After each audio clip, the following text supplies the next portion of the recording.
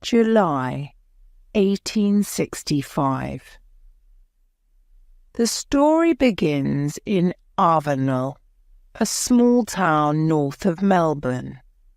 Ned Kelly lives here with his parents, John and Ellen Kelly. Ned is 10 years old, the oldest boy of the 7 Kelly children. He has 2 brothers, Jim and Dan, and 4 sisters, Anne, Maggie, Kate, and Grace. "Where's your father, boy?" Ellen Kelly called out to her son one evening. "Is he on the road? Can you see him?" Ned Kelly looked out of the door. "No, Ma," he said. "I can't see him." Ned's father came home late, and he came in quietly. "Ellen," he said, "come with me. I need your help. There's a dead cow by the trees on the hill. We must cut it up and bring it home." "Oh, John, is it one of our cows?" his wife asked. "How did it die?" "It's one of Morgan's cows, and I killed it," John said. "So we must be quick before he comes looking for it." "Oh, you fool," said Ellen. In the children's bed in the next room, Ned listened to this. It was a small house with only 2 rooms, and you could hear everything. Ned was pleased about the dead cow. They didn't often have meat to eat, and the children were always hungry. But dead cows bring trouble. 3 days later, there was a policeman at the door. "John Kelly, you killed Morgan's cow, and I'm taking you to prison." That was the end of school for Ned Kelly. He was the man of the family now. He helped his mother, and he worked on the Kellys' farm. The farm was not very big, and life was not easy for the Kellys. John Kelly and Ellen Quinn were from Ireland. They first met in Melbourne, and then came north to find land for a farm. Many other Irish people did the same thing. Everybody wanted land, but some people had a lot more land than other people. It was a hard, wild life. There was a lot of drinking, a lot of fighting, a lot of stealing. Horses, cows, dead or alive. John Kelly was in prison for 6 months. Prison was not good for him, and when he came out, he began to drink. A 1.5 years later, he was dead. "What are we going to do now, Ma?" Ned asked. Ellen thought about it. She was a tall, strong woman, and all her life she was a fighter. She had 12 children in the end and was 93 years old when she died. "We must leave here," she said. "We must go to the northeast and live near my family." The Kellys' new house was at 11 Mile Creek near Greta. They had some animals and a small garden, and Ned worked hard to get money for the family. He could do farming work, take care of horses and cows, cut down trees, but trouble was never far away. The police did not like the wild Kelly boys or their friends. In 1870, when Ned was 15, he hit a man very hard in a fight, and the police put him in prison for 6 months. The next year, something worse happened. Ned was in the town of Greta on a brown horse when Policeman Hall came up to him.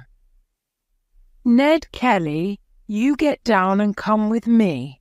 You stole that horse and I'm taking you to prison." "That's not true," said Ned. And then there was a terrible fight.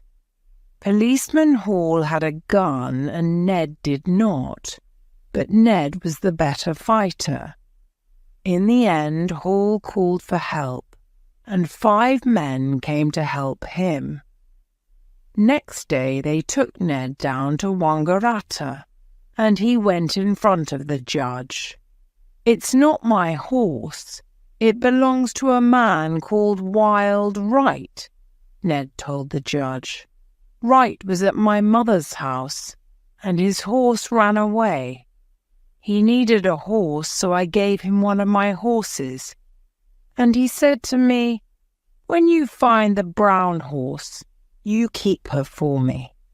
And so when I found the horse, I kept her." "Ned Kelly stole that horse?" Policeman Hall said. "It belongs to a man in Mansfield, and someone stole it on the 6th of March. "Well," Ned said, "I was in Beechworth prison up to the 29th of March. How can I steal a horse when I'm in prison? And Wright told me it was his horse. I didn't know it was a stolen horse." "But it is a crime to have a stolen horse. Wild Wright, of course, stole the horse, and he went to prison for 18 months. But they put Ned Kelly in prison for 3 years. When he came back to 11 Mile Creek in 1874, things were very different. May 1874. Ned's sister Annie is dead. His brother Jim is in prison, 5 years for stealing cows, and his brother Dan is often in trouble too. There are new faces at home, a new husband and a new baby. For Ned's mother, "Ned, is that you?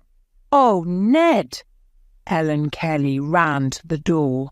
Ned, now 19 years old, tall and strong, was home from prison. He put his arm round his mother. "Hello, Ma," he said. "Oh, Ned, it's good to see you," said Ellen. "I heard about Jim," Ned said, "and little Annie." Poor Annie," said his mother. "She was so ill after she had the baby, and we couldn't do anything to help her. And poor Jim got 5 years. "Yes, that's hard," said Ned. "And what about you, Ma? I hear you've got a new husband." He looked at the sleeping baby in his mother's arms. "He's a good man, Ned. Little Ellen here. She's his daughter." Ned touched the baby's little hand. "I'm happy for you, Ma, and I'm happy to be back."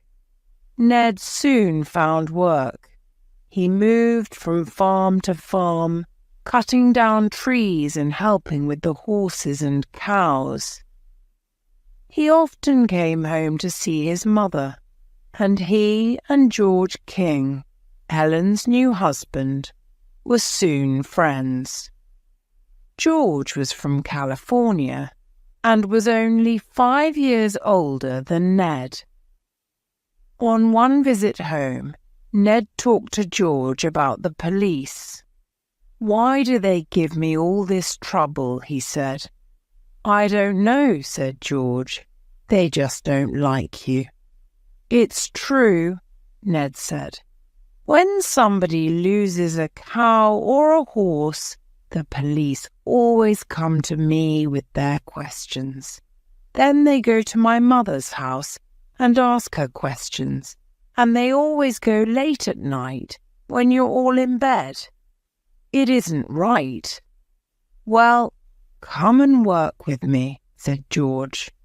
"Why not? You're good with horses, and I don't have any trouble with the police." "What work are you planning to do?" said Ned. "Sell horses. Lots of them." "And where are you going to get all these horses from, George?" asked Ned. George smiled, and Ned laughed. It was exciting work. "We stole 280 horses," Ned said later. "Then we took them across the Murray River and sold them in New South Wales for a lot of money.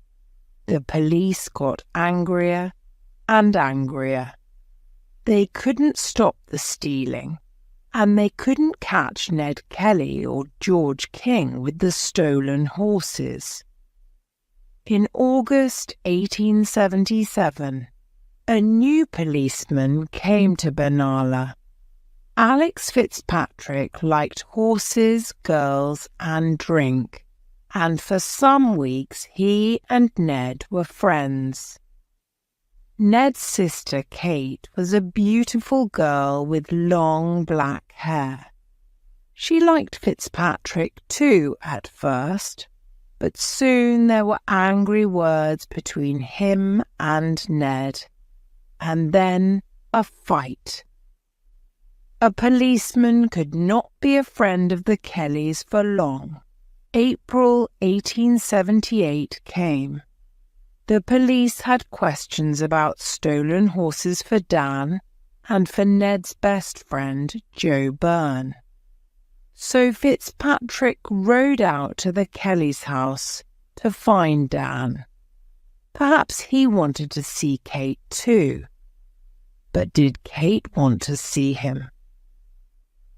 On his way there, he stopped and had 2 or 3 drinks. When he arrived at the house, he felt very strong and brave. "Dan Kelly, you're coming with me to the police station," he said. "I'm having my dinner," said Dan. "You can wait." Fitzpatrick sat at the table, waiting for Dan, but his eyes were on Kate all the time, on her long black hair, on her beautiful body. The small room felt very hot.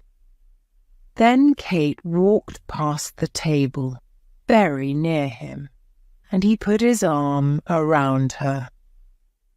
"You're a beautiful girl, Kate," he said. "Let's take your hands off me," said Kate.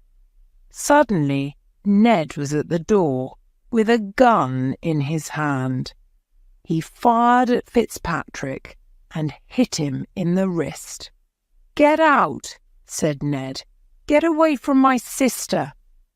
Fitzpatrick ran out of the house and rode through the night back to Benalla. The next morning there were 10 policemen at the door.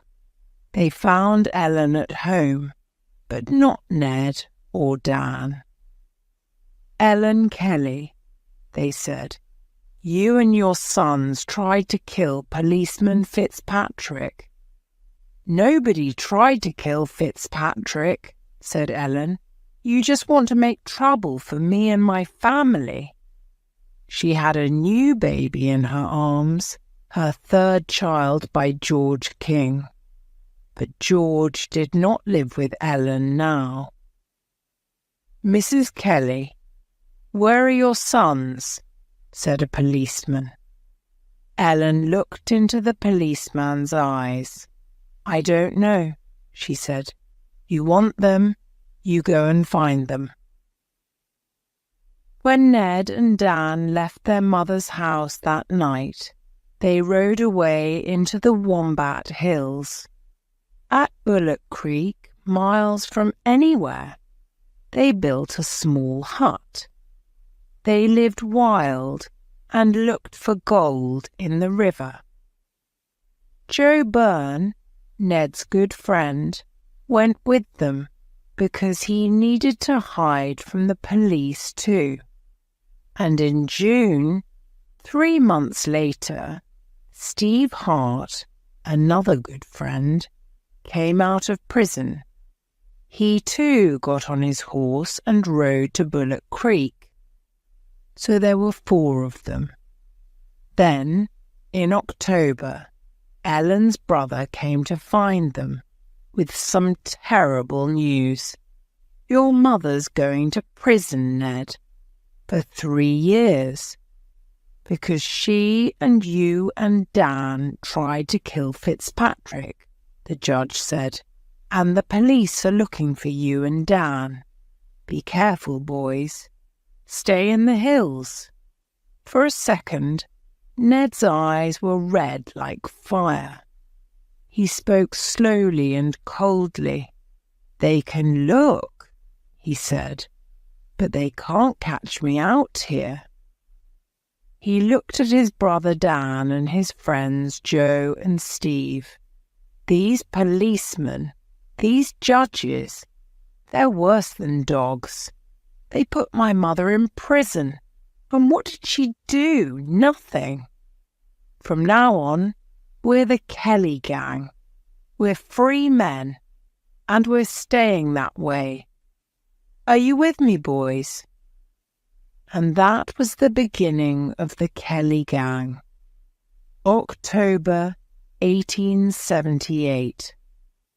4 policemen ride north from the town of Mansfield. Kennedy, McIntyre, Lonergan and Scanlon are on their way to Stringy Bark Creek in the Wombat Hills. They plan to camp there for a week, look for the Kelly gang, and bring them back to Mansfield, dead or alive. Very early one morning, Ned and Dan left Bullock Creek. Joe and Steve waited at the hut. "Walk quietly, Dan," said Ned, "and listen. I saw horses' tracks near here yesterday, and I think the police are after us." The police camp at Stringy Bark Creek was only 2 kilometers away, and the brothers soon found it. They hid behind the trees and watched. They saw the 4 policemen and their guns, 2 big heavy guns and 4 smaller guns. Later, back at Bullock Creek, Joe and Steve listened to the news about the guns. "We've only got 2 guns. What can we do?" said Joe. "They want to kill us," said Dan. "They're going to shoot to kill. Isn't that right, Ned?" "Yes, that's right," said Ned. "So we can stay here and wait for them, or we can go down there and take their guns and horses. What do you say?" It was an easy answer. The Kelly gang got ready, left Bullock Creek, and went quietly through the trees. When they arrived at the police camp, only Lonergan and McIntyre were there. Lonergan sat on a tree reading a newspaper, and McIntyre watched the campfire. Then, from behind a tree, Ned Kelly called out, "Put your hands up." McIntyre had no gun, so he sat still and put his hands up, but Lonergan ran. Then he got down behind a fallen tree, took out his gun, and put his head up. He was a fool. A bullet from Ned's gun hit him in the head, and he died at once. Ned ran to McIntyre. "Don't move," he said. "We don't want to kill you. We just want the guns and horses." But before the gang could find the guns and leave, they heard a noise in the trees. "Ned," called Steve, "the other 2 policemen are coming back." "Sit on this tree," Ned said to McIntyre, "and when you see your friends, call out to them. Say, 'Don't shoot. Put your guns on the ground. We don't want to kill them or you." Seconds later, Kennedy and Scanlon rode into the camp. McIntyre stood up and said, "Get off your horses and put your hands up. There are men with guns here." "Oh, yes," said Kennedy. He laughed at McIntyre. "What men? What guns?"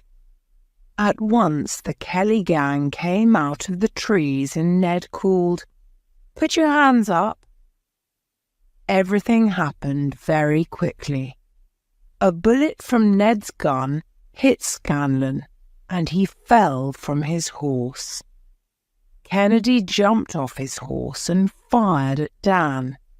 Dan fired back, and Kennedy ran back into the trees. McIntyre could not shoot because he did not have his gun with him. But there in front of him was Kennedy's horse. He jumped on it and rode into the trees. Kennedy tried to get away too. He went quietly through the trees, but suddenly he saw Ned in front of him.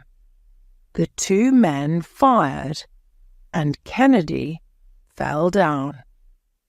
Soon he was dead. "He was a brave man, but it was him or me," said Ned. "I didn't want to do it. I didn't want to kill any of them." The gang put coats over the 3 dead bodies, took the horses, guns, and food, and rode away. "They came to kill us, boys," said Ned, "but we killed them. What could we do? Now we must go, and we're not coming back." The Kelly gang rode away to the north. The next day, tired and dirty, McIntyre arrived back in Mansfield. Soon every town and village and farm in the northeast knew about the killing of the 3 policemen at Stringybark Creek. "The Kelly gang are killers," said the police. "These men are now outlaws, and we must catch them, dead or alive. When you see them, tell us. We're giving £500 reward for news of every man in the gang. £2,000 for all 4 of them." It was a lot of money. More policemen came to the northeast with more guns, more horses. Ned and the gang stayed in the northeast.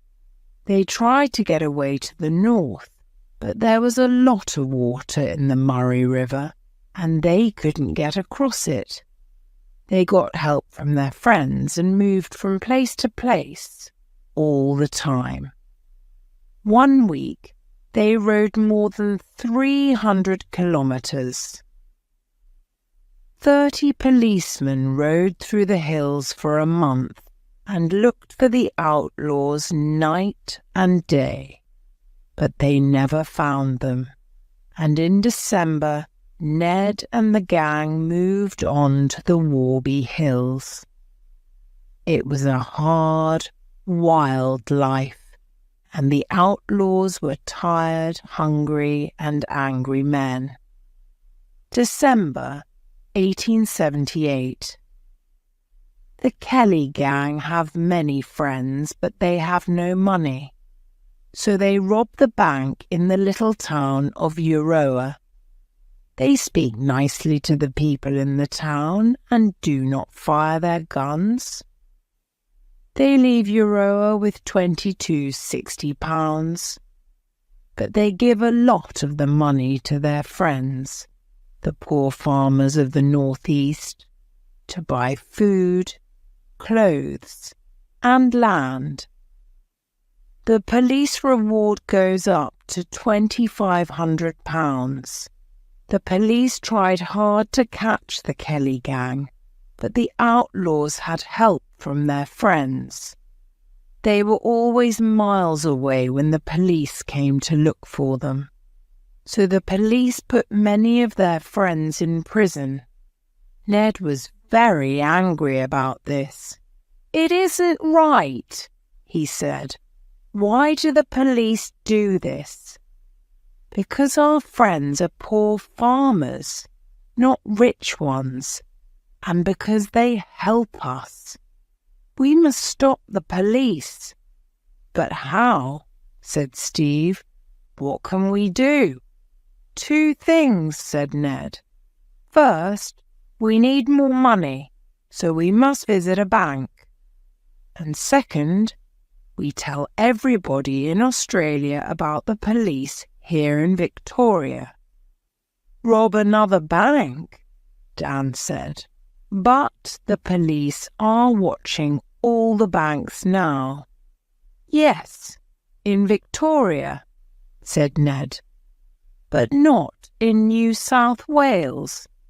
So we're going to a bank in Jerilderie. Here's the plan. There are only 2 policemen in Jerilderie. We arrive at night, go to the police station, and lock the policeman in the station. Then we rob the bank and go to the office of Jerilderie's newspaper." "The newspaper office?" said Dan. "Why, what for?" "To print this," said Joe. "Look, it's Ned's letter to the world.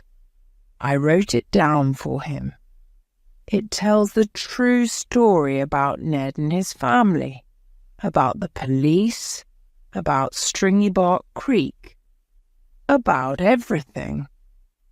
We want everybody to read this letter, but how do we give it to them?" Ned said. "We must print it in a newspaper. It's the only way."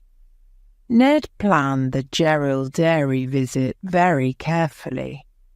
There were now more than 200 policemen in the northeast of Victoria because of the Kelly gang, and Ned asked his friend Aaron Sherritt for help. So Aaron went drinking with a policeman. Money passed from one hand to another, and Aaron spoke quietly in the policeman's ear. "Go to Corryong. The gang are planning to cross the Murray River near there very soon."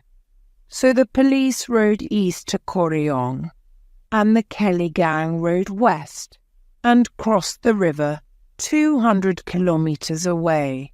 And late on a Saturday night in February 1879, they rode into the town of Jerilderie. Outside the police station, Ned began to shout, "Help! Help! There's a big fight at the hotel. We need help!" The 2 policemen ran out and saw the outlaws with their guns. The gang locked the policemen in a room in the station and took their uniforms. For the next 2 days, the gang lived in the police station.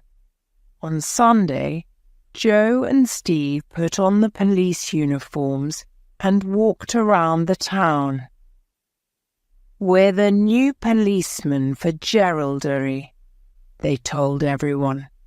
They went past the bank and the hotel next to it and looked carefully at all the doors, front and back. Then, on Monday morning, Dan and Steve went into the hotel next to the bank and took out their guns. They took all the hotel workers into one room. "Don't move," said Dan. "You're our hostages, But don't be afraid. We don't want to shoot anybody." Ned and Joe went into the bank through the back door. When they came back to the hotel, they had more hostages, 2 bank workers, and all the people from the bank. And Ned had the bank's money, 40 pounds. There were now about 60 hostages in the room, and Ned began to speak to them. "What's happening in this country? Do you know?" "No, you don't. So listen. Poor men get poorer, and rich men get richer. The police help the rich farmers and put the poor farmers in prison. Why? For nothing. Do you call this justice? There is no justice in Australia. The police say we are killers. But I say the police are killers. I'm going to tell you about Stringybark Creek, the true story, not the police story." Ned began to read to the hostages from his letter. It was a long letter, 56 pages and more than 75,000 words. After a few pages, he stopped. "Where's the newspaper office in this town?" he said. "I want to print this letter. Then everybody can read it." Edwin Living, one of the bank workers, answered. "Mr. Gill is the editor of the newspaper," he said. "I know his house. I can take you there." "Come on, then," Ned said. But Mr. Gill was not at home. He was at a farm 10 kilometres away. When he heard the Kelly gang were in town, he ran away because he was afraid of them. At the house, Mrs. Gill opened the door. "Where's your husband?" Ned asked. I don't know. He's away," Mrs. Gill said. Ned looked at her angrily and took out his letter. "I want him to print this in his newspaper," he said. "Give it to me," said Edwin Living. "I can give it to Mr. Gill when he gets back." "He must print it," said Ned. "It's about my life, and I want the world to read it." "Yes," said Edwin. "Everybody must read it. And Mr. Gill's going to print it." "For sure, Mr. Kelly." "He must," Ned said. "All right, you give it to him, but do it. Or the next time I come to Jerilderie." They went back to the hotel and Ned had a drink with the hostages. Then the 4 outlaws rode out of town, back to the Murray River and across into Victoria and the hills in the northeast. The police looked everywhere. They made the reward £8,000, but nobody came to get it. Nobody wanted to help them. In Jerilderie, people laughed about the visit of the Kelly gang. In April, Ned's friends came out of prison and went back to their farms. And for 16 months, the police heard nothing of the Kelly gang. And Ned's letter, the famous Jerilderie letter, Edwin Living did not give it to Mr. Gill. He went down to Melbourne and gave it to the police. Nobody saw the letter again for 50 years. June 1880. The Kelly gang are living in the hills. Their friends bring them food, but life is hard and the police are still making trouble. They don't put the Kellys' friends in prison now, but they stop them buying land. And why?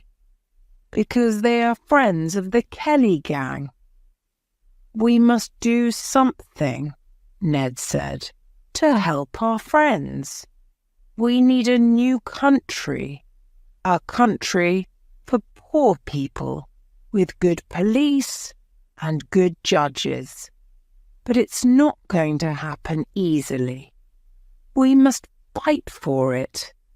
We need money for that, said Joe. A lot of money. And there's a policeman with a gun at every bank now. We need armour to go over our heads and bodies, Ned said. Bullets can't get through armour. How are we going to get armour? Asked Dan. We can make it, said Ned. And they did. With help from their friends, they made 4 suits of armour from old farm machinery. Then they began to plan their fight. Our friends want to help, Ned said. They have guns and they want to fight with us. So we need to bring a lot of policemen to one place. How can we do that? With a killing, said Joe. We kill Aaron Sherritt. He's working for the police. He tells them everything about us. You know it. I know it. Everybody knows it. He was a friend once, but now he wants to see us dead. Yes, that's true, Ned said. We hear it from everybody. So you go to Aaron's house at Beechworth and shoot him. You and Dan. Right, said Dan. And then, when the Beechworth police hear about the killing, they know it's us, the Kelly gang. So they ask for help from the police at Benalla. And the Benalla police take the train to Beechworth, said Steve. Lots of police, all in one train. And we, Ned said quietly, are waiting for the train at Glenrowan. The plan began well. Joe and Dan rode to Beechworth. When Aaron Sherritt opened his door on Saturday the 26th of June, Joe shot him at once. Then the 2 outlaws rode 60 kilometres across country to Glenrowan. News of the killing went down to Benalla. Ned and Steve arrived at Glenrowan Inn on Saturday afternoon. They began to bring hostages into the inn, people from the railway station, railway workers, people from the town. Then Ned took some of the railway workers to the hill just past the railway station. Take up the railway line, he told them. Go on. We can't do that, one worker said. Do you want to kill everybody on the next train? Then he saw Ned's gun and asked no more questions. The workers took up 3 meters of railway line and went back to the inn with Ned. Joe and Dan were there now, and some of the gang's friends. Other friends, about 30 men, stayed near the railway line. In the inn there was a lot of drinking that night. On Sunday morning, Ned found more hostages. The schoolteacher, Thomas Curnow, with his young wife, baby, and sister. There were now 62 hostages in the inn, and everybody waited for the police train. The police moved very slowly. In Beechworth, Benalla, and Melbourne, they talked, made plans, and talked some more. In the end, a police train left Melbourne late on Sunday evening, and that evening Ned told about 20 of the hostages, "You can go home." Later the school teacher came to him. "Can I take my family home?" he asked. "Don't be afraid of me, you know I'm a friend of the Kellys." "Yes, you can go," said Ned. Thomas Curnow was a brave man. He took his young family home and later went quietly out into the night and along the railway line. At 3 o'clock in the morning, he heard the train and held up a red light. "Stop! Stop!" he cried. At the inn, Ned and the gang heard the train too. They listened, but there was no noise of a crash, no train falling through the trees, no cries and shouts. "What's happening?" Steve said. "Nothing," said Ned. "Somebody stopped the train before it got to the broken rails. Put your armour on, boys, and get ready to fight." The gang went out to the front of the inn. They began to fire at the police, and the police fired back. Bullets went everywhere. 3 of the hostages inside the inn died. The police shot Ned in the arm and the foot, and Joe in the leg. "Go back into the inn," Ned said to the gang. "I must find our friends. They must get away from here." The gang's friends were near the railway line. "We want to fight, Ned," they said. "Take us with you." "No, no, you must get away," said Ned. "The plan for the train went wrong, and there are police everywhere. This is our fight. You can't help us. Go." Back at the inn, the shooting did not stop. The hostages, many of them women and children, were on the floor, their faces white and afraid. Joe was in the front room with a drink in his hand. "I drink to the Kelly gang," he cried. Then a bullet came through the wall and hit him. He died at once. The wounds in Ned's arm and foot were bad, and in the trees he fell to the ground. A friend tried to help him, but for some hours Ned could not move. Then, slowly he stood up, and in his armour began to walk back to the inn. His brother Dan and Steve Hart were still inside the inn, and Ned went back to help them. In the early morning light, he came slowly out of the trees, his gun in his hand. 1 man against 34 policemen. They fired and fired at him, but the bullets hit Ned's armour, and Ned laughed. "Go on, fire! You can't kill me," he called. But there was no armour on Ned's legs. One of the policemen saw this and fired, once, twice. The bullets hit Ned's legs, and he fell slowly to the ground. At once the police were all around him. He was alive, but only just, and they carried him to the railway station. Soon after this, the last hostages left Glenrowan Inn. Only Dan and Steve were still inside, but the police did not stop firing at the building.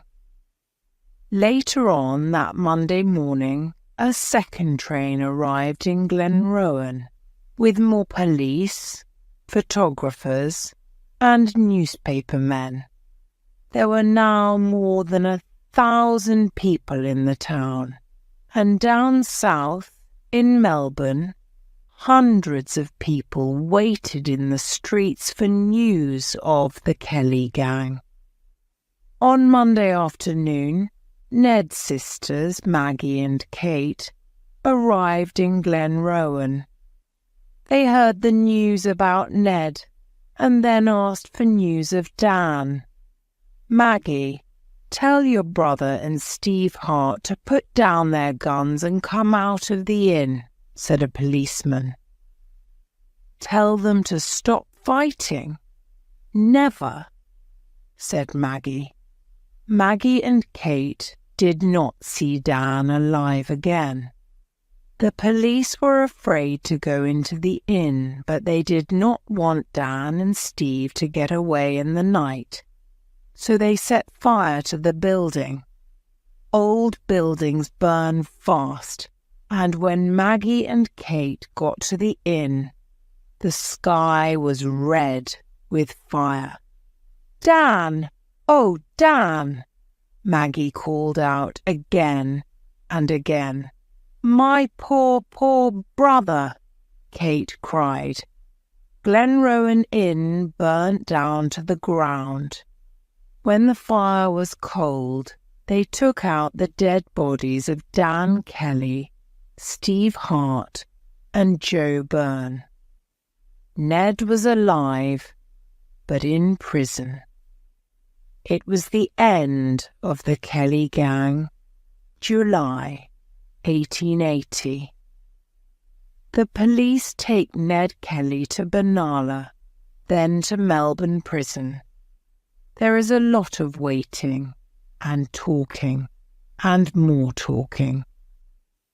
The police talk, the judges talk, Ned talks, but the ending is always the same.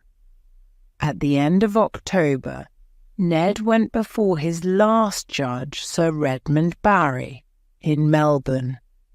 For 2 days, Judge Barry listened to the police, listened to Ned, read the police papers, and thought about it.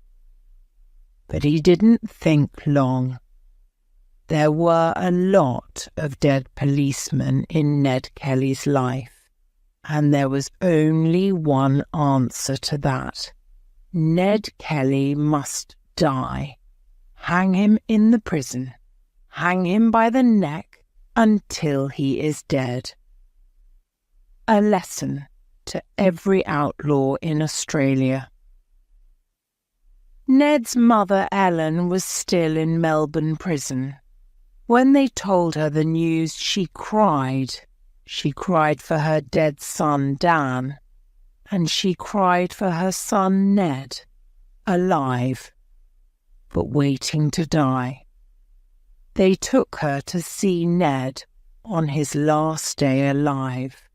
What did mother and son talk about that day? Ned's sisters and brother worked hard to help him. "How can they do this?"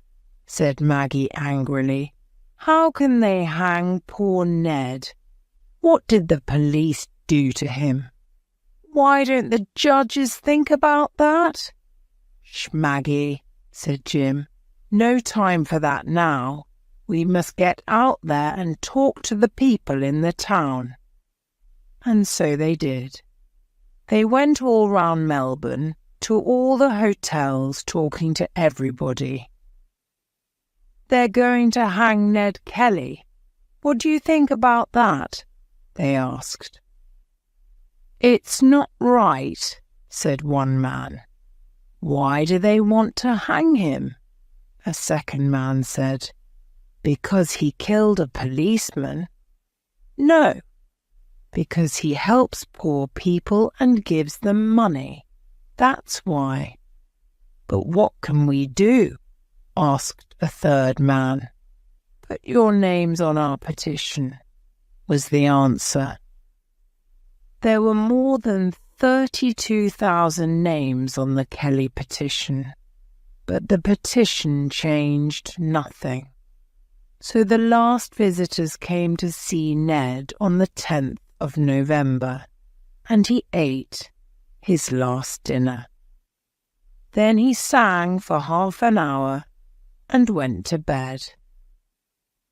Next morning they took Ned across the prison to a room with a rope. Outside the prison, more than 5,000 people waited, men and women, rich and poor. "Where's the Kelly family?" one woman asked. "Some of them are here at the hotel," was the answer. "But Maggie went back to Beechworth yesterday. She wanted to be with her children. And there's Ned's poor mother. She's in the prison too, waiting for 10 o'clock. Then the prisoners in Melbourne prison began to make a terrible noise, shouting and crying out and banging on their doors. And in her room, Ellen Kelly cried quietly for her oldest son. In the hotel, Jim Kelly sat with his head in his hands.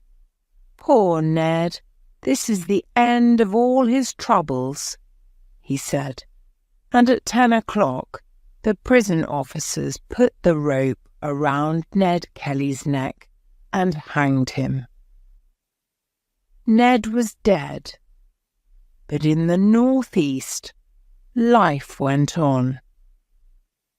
68 people got money from the Kelly Gang reward. Schoolteacher Thomas Curnow got £1,000. A new man, Policeman Graham, came to Greta. He was a good policeman, and Ned's friends listened to him. "Don't make trouble, and then you can buy your farms," he told them.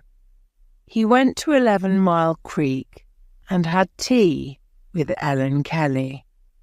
Everyone talked about that.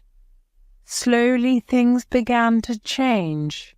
The police tried to be more friendly, to help poor people, and not just the rich.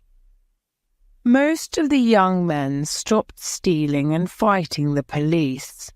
Soon it was quiet in the northeast. The other Kelly children stayed out of trouble.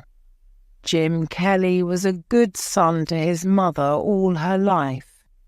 Ellen lived to the age of 93 and had many grandchildren. But she never forgot her oldest son, Ned.